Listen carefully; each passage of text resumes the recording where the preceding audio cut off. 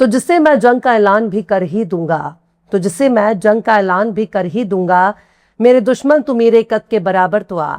सलाम, नमस्ते, सत श्री अकाल। मैं हूं आपके साथ हर्षिता मिश्रा और आप देख रहे हैं टाइम्स मेल। पूरी दुनिया में अपनी ताकत के लिए मशहूर सुपर पावर अमेरिका को क्या अब पहले जैसा सुपर पावर माना जाएगा? महज 70 से 80 साल में सुपर पावर अमेरिका सिकुड़ कर बौना हो गया है। कल तक अमेरिका के नाम पर खौफ हुआ करता था। कल तक अमेरिका के नाम को सुनकर बड़े बड़े देशों में कपकपी तारी हो जाती थी, पर अब तो अमेरिका से डरने के लिए कोई तैयार ही नहीं हो रहा। हर कोई मुंह खोलकर अमेरिका को जवाब दे रहा है और इसका सबसे ज्यादा क्रेडिट डोनाल्ड ट्रंप को जाता है। ट्रंप ने हर जगह अपनी नाक घुसेड़नी शुरू की और इसी नाक घुसेड़ने के चक्कर में ट्रंप का नाक और मुंह दोनों ही जख्मी हो गया।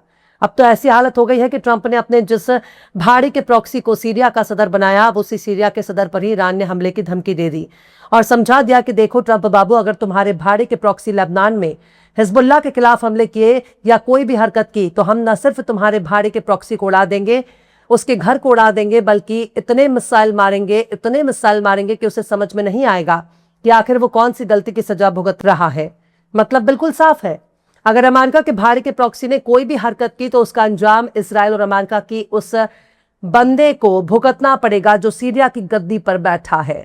दरअसल अमेरिका बहुत ही चालाकी से सीरिया और हिजबुल्लाह में जंग करना चाहता है ताकि सांप भी मर जाए और लाठी भी ना टूटे। मतलब साफ है कि ट्रंप लोहे को लोहे से काटना चाहता है। इस मामले में ईसाई और यहूदियों को दूर रखना चाहता है, जिससे मुसलमान ही मुसलमान का खून बहाएंगे और दूर बैठकर अमेरिका इसराइल मजा लेंगे। दरअसल ये काम आज से नहीं हो रहा, ये काम खिलाफत उस्मानिया के दौर से हो रहा है। जब खिलाफत उस्मानिया को तोड़ने में मगरबी ताकतें बुरी तरह से नाकाम हो गई, तब उन्होंने मुसलमान को ही आपस में लड़ाना शुरू कर दिया। अरबों ने तुर्कों के साथ बगावत कर ली, जिसके बाद उस्मानी खिलाफ को तोड़ना आसान हो गया और जो बची कुची कसर थी उसे पहले जंगे अजीम ने पूरा कर दिया। लेकिन ईरान ने इनके मंसूबे को अच्छी तरह से भांप लिया था, लिहाजा ईरान की धमकी आने के बाद सीरिया ने अपने कदम पीछे हटा लिए हैं और अब वो लेबनान में हिजबुल्लाह के खिलाफ कोई भी दखल अंदाजी नहीं करेगा। यानी साफ है कि जिस जोलानी को अमेरिका और इसराइल ने तुर्की और सऊदी अरब की मदद से सीरिया में सदर बनाया है, उस जोलानी की खोपड़ी को ईरान खोल देगा। उस जोलानी को उड़ाने में ईरान बिल्कुल भी देर नहीं करेगा। अब इसे ईरान की धमकी कहें या फिर जोलानी के खिलाफ फैलाने जंग, पर ईरान की धमकी से सीरिया को इतना तो समझ में आ गया कि जिस ईरान से उसके वॉशिंगटन वाले आका मुकाबला ना कर सके, उस ईरान के सामने जोलानी की क्या ही हैसियत है। लिहाजा अमेरिका के कठपुतली ने अमेरिका की प्लानिंग को रोक दिया है। यानी वो लेबनान पर हमला नहीं करेगा, पर सवाल है कि अमेरिका यही काम इसराइल से करवा सकता है, कुर्दों से भी करवा सकता है, तो फिर सीरिया को उसने हिजबुल्लाह के खिलाफ क्यों खड़ा करना चाहा? आखिर ईरान ने जोलानी को मारने के अलावा ऐसे कौन सी धमकी दी है जिससे जोलानी के हाथ पांव फूल रहे हैं? दरअसल अहमद अल शरा उर्फ अबू मोहम्मद अल जोलानी तो सऊदी का प्यारा माना जाता है, वो तुर्की का भी दुलारा है, अमेरिका के तो आंखों का तारा है, क्योंकि पहले उसने लाखों शामियों का कत्ल करवाया, मुल्क शाम को तबाह बर्बाद करवा दिया और जब उसका मकसद पूरा हो गया तो जिस आतंकवादी को अमेरिका ने मारने के बदले इनाम का ऐलान किया था, उसी आतंकवादी को सीरिया की गद्दी पर बैठा दिया, बाकायदा व्हाइट हाउस में बुलाकर उसका इस्तकबाल करता है। यानी बात बिल्कुल साफ है, अमेरिका ने सीरिया में अपने लोगों को खड़ा किया।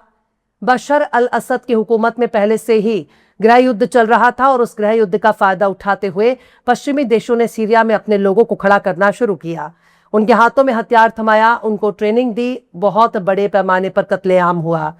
दाइश, अलकायदा, अल नुसरा फ्रंट जैसे बड़े बड़े आतंकी संगठन खड़े हुए, पर उसको हथियार किसने दिए, पैसे किसने दिए? इसका जवाब उस वक्त सबको मिल गया जब अमेरिका ने मोस्ट वांटेड क्रिमिनल आतंकवादी को सीरिया का सदर बना दिया, जिसने लाखों मुसलमानों को चुन चुन कर मारा। उस कत्लेआम को पश्चिमी देशों ने शिया सुन्नी का जंग बताया, पर मरने वाले तो मुसलमान थे।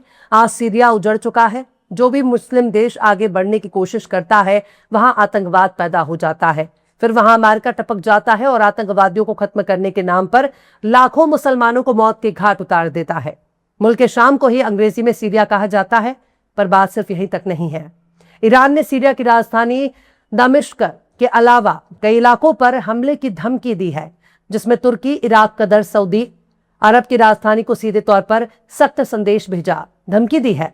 अगर सीरिया ने अमेरिका के प्रेशर में आकर लेबनान में हिजबुल्लाह के खिलाफ कोई मिलिट्री एक्शन की कोशिश की तो एक बड़े इलाकाई जंग में तब्दील हो जाएगा और सीरिया मैदानी जंग बन जाएगा।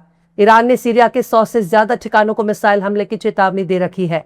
लेबनान के मीडिया आउटलेट और न्यूज चैनल के तौर पर मशहूर अल मायदीन ने यू न्यूज के हवाले से खबर छापी है, जिसमें ईरानी सूत्रों के हवाले से बताया है कि ईरान ने लेबनान में सीरिया के मिलिट्री मंसूबे को नाकाम कर दिया, जिसकी तैयारी अमेरिका के जरिए की जा रही थी।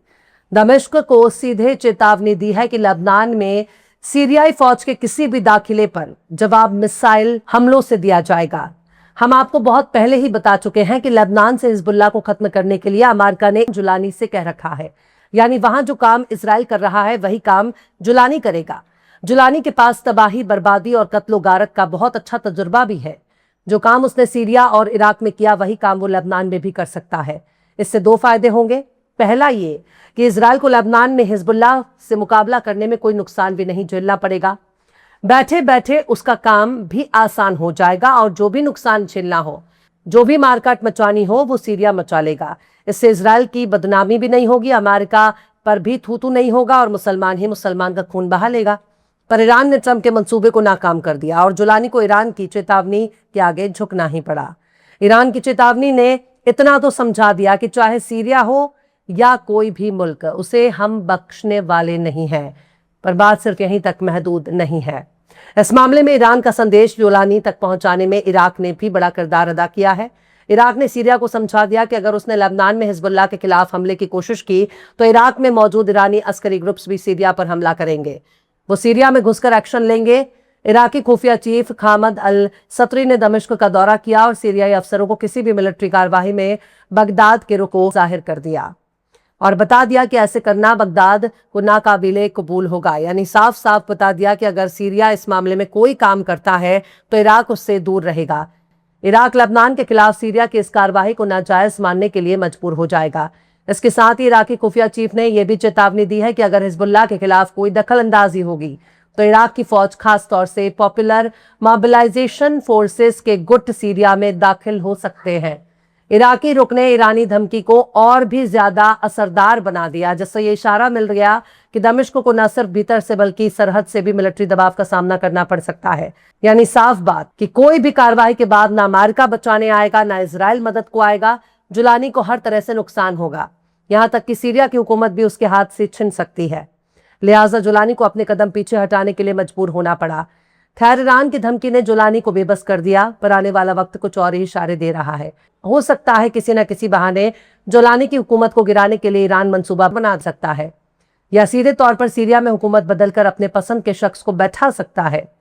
यह कोई जरूरी तो नहीं कि सिर्फ अमेरिका ही अपने आदमी को बैठा सकता है, ईरान भी अपने आदमी को बैठा सकता है, वरना जुलानी का क्या है, मौका मिलते ही अमेरिका पहुंच जाएगा। बहरहाल, चलते चलते आखिर में अमीर मिनाई ने भी क्या खूब फरमाया है, तीर पर तीर लगाओ तुम्हें डर किसका है, तीर पर तीर लगाओ तुम्हें डर किसका है, सीना किसका है, मेरी जान जिगर किसका है। फिलहाल इस खबर में बस इतना ही। ये एपिसोड आपको कैसा लगा कमेंट बॉक्स में जरूर से बताइए।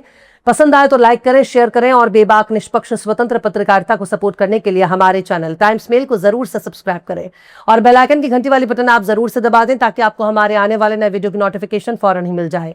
फिर मिलते हैं किसी और वीडियो में एक नई खबर के साथ। हर्षिता मिश्रा को दीजिए इजाजत। जय हिंद। अगर अभी तक आपने हमारे चैनल टाइम्स मेल को सब्सक्राइब नहीं किया है तो जल्दी से सब्सक्राइब कर दें और बेल आइकन भी प्रेस कर दें।